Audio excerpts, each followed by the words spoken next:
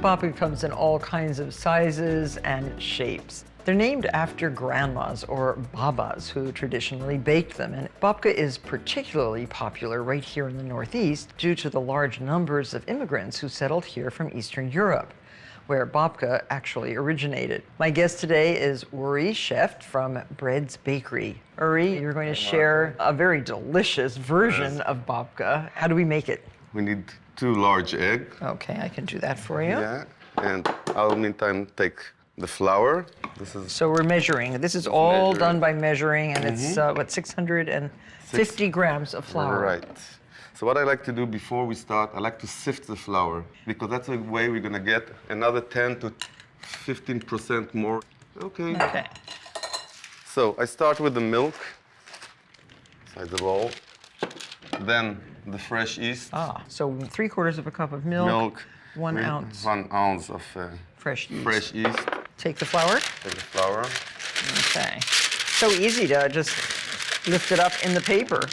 The whole thing? The whole thing. Eggs. 1/2 cup and 1 tablespoon of granulated sugar and a teaspoon of salt. The butter. So room temperature, very soft? Very soft, yes. So 1 stick plus 2 tablespoons of very soft butter, unsalted, and vanilla. Don't forget the vanilla. No. Which is like, what, 1/2 teaspoon or a teaspoon? Yeah. Oh, hardly any. Yeah. Oh, okay. Then we're gonna start to mix it in a very slow speed so we don't have the flour all over us.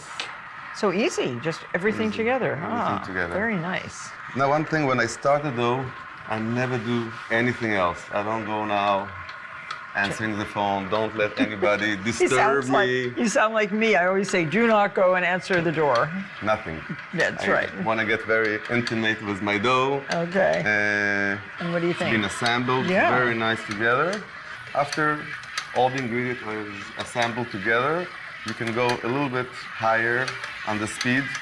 If we look at the dough, slowly we see everything is assembled, get shiny.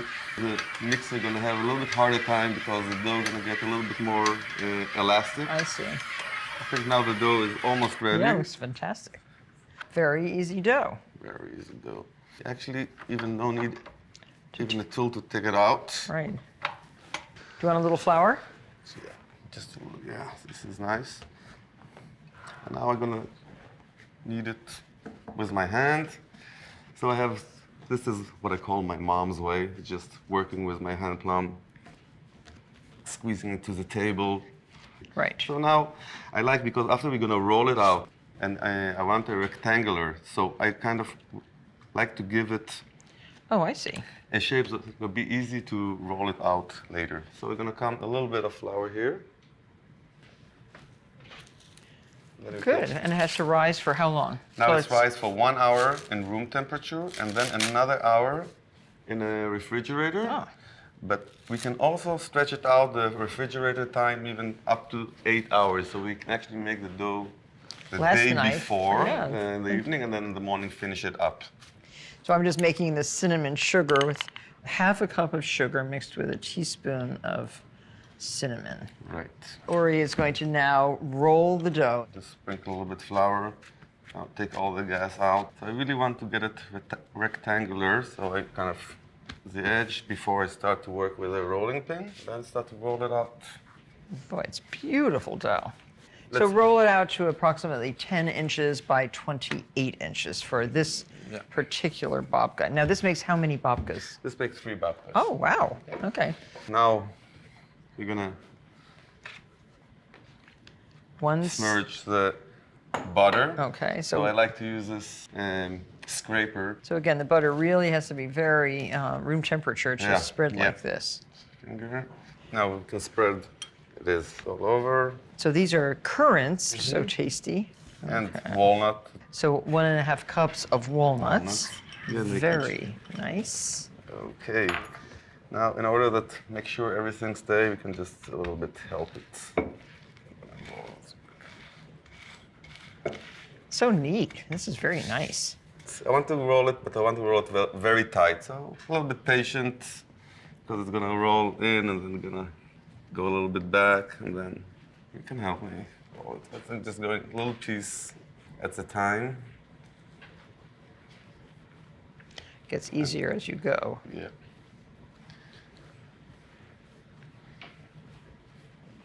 Beautiful.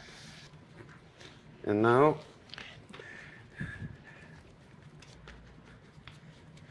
gonna cut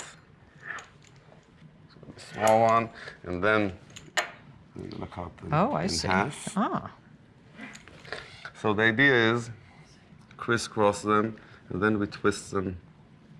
oh, pretty. Oh, and the openness is so beautiful. And the opening is gonna be So twisted. Okay, I'm gonna do this one. okay. So you want to have the same sides. Oh, I see. Yeah. Okay. Beautiful. Yeah. And then in the mold. Now these, Uri tells me, you might find things like this online, or you can use a tin. Now we're gonna let it sit and proof for about 1 hour. So you want to see what happened? Ah, they're so beautiful. Yeah. So these go in a what, 350 oven? 350 oven. A convection oven, because those, it helps them rise even more, right? Right. And for how long?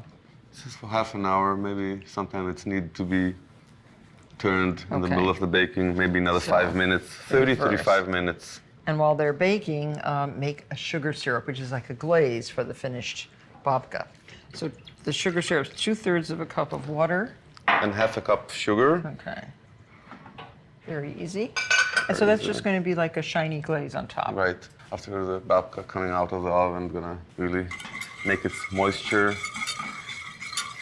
So the sugar's all dissolved, and while it's hot, you brush it. Brush it. Yeah. Okay. So give it a good layer. Sugar syrup.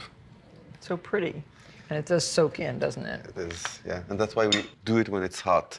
What a fantastic gift for people to make. It is. Wow, and it's swirled just perfectly. Cake and nuts and currants. So thank you very much, Uri, for sharing this delectable babka recipe. I cannot wait to try it on my friends.